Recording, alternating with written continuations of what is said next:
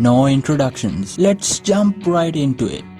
The story starts by establishing our protagonist, Dr. Tenma, who is apparently very good at performing brain surgery.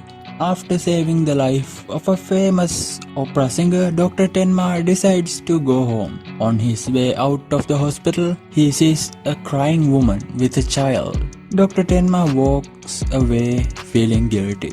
The next morning, Dr. Tenma is woken up by the sound of the television and his fiancée, who wants him to look at the TV. The TV shows Dr. Heinemann talking about how he and his staff saved the life of the famous singer F. Rosenbach. We find out that Dr. Heinemann is the director of the hospital where Dr. Tenma works. And we are also introduced to Heinemann's daughter and Tenma's fiancée, Eva Heinemann. And afterwards, we get to see Dr. Tenma and his friend Dr. Becker at the hospital. And they talk about how Director Heinemann is using Tenma because he is gifted. Come on, you do realize that you're being used by the director now, don't you, Dr. Tenma? I mean, take that amazing surgery you performed on that opera singer. He acted like he performed it himself, even holding a televised press conference. After an insightful conversation, Dr. Becker leaves and Tenma starts walking towards the exit. Then, to Dr. Tenma's surprise, the woman that was crying the previous day jumps at him, saying, "My husband was dying and he was brought to this emergency room first! He came in long before that stupid opera singer was here!" This throws our pampered protagonist into an existential crisis. After this sobering realization, Dr. Tenma is filled with guilt and depression, and he spends time trying to justify his actions. That is when Tenma's fiancée utters these words. After all, people's lives aren't created equal. This only makes Tenma feel more guilty and depressed. Then we move to a manor that has been surrounded by police. The police nervously move into the house to find a man, a woman and a boy shot in the middle of the house, and they also find a traumatized girl. The injured are quickly sent to the hospital, but sadly Mr. and Mrs. Liebert, who were the couple that were shot, have died. But to their surprise, the little boy had survived.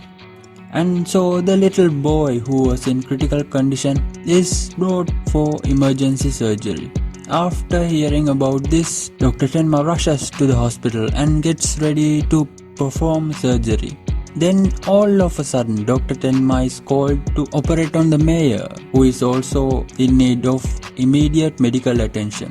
You need to understand something very important. In the next review of medical facilities, the mayor has promised our hospital a very generous increase in funds. Still crippled by the guilt of what happened the previous day, Dr. Tenma refused to help the mayor. Instead, he continues on to operate on the injured child. So he asks his colleagues to help the mayor and gets back to saving the life of the child. Dr. Tenma saves the life of the child and decides to sit down and take a break. But his moment of relief is broken when he is confronted by his colleagues, who berate him for not operating on the mayor because the mayor is dead.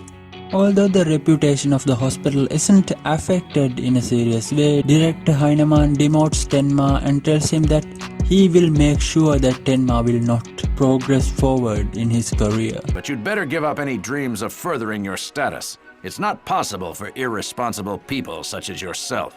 And soon after this depressing blow to Tenma's psyche, he finds out that his fiancée is an awful person who doesn't really care about him. The moment she finds out about Tenma's future, she throws her engagement ring away in front of Tenma. But the poor doctor finds a slight sense of comfort when he finds out that the boy who was shot in the head survived thanks to his efforts. Although he lost the respect of his peers, the relationship with his fiancée and his ability to climb up the social ladder, he found a new purpose. Dr. Tenma promises to watch over the child named Johann Liebert and his sister Anna Liebert, while little Johann is in a coma.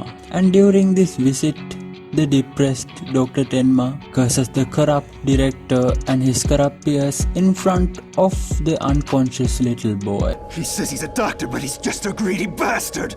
Bastard! He'd be better off dead! But what he didn't know was that the boy was awake and listening. And a few days later, director Heinemann and two others that contributed to ruining Tenma's life are found dead. Thus begins the reign of a monster unlike any other. This was a preview of the monster speedrun I am planning on doing. If you want to see the complete speedrun, all you have to do is like, subscribe and wait a little longer. Cause trust me, it's coming.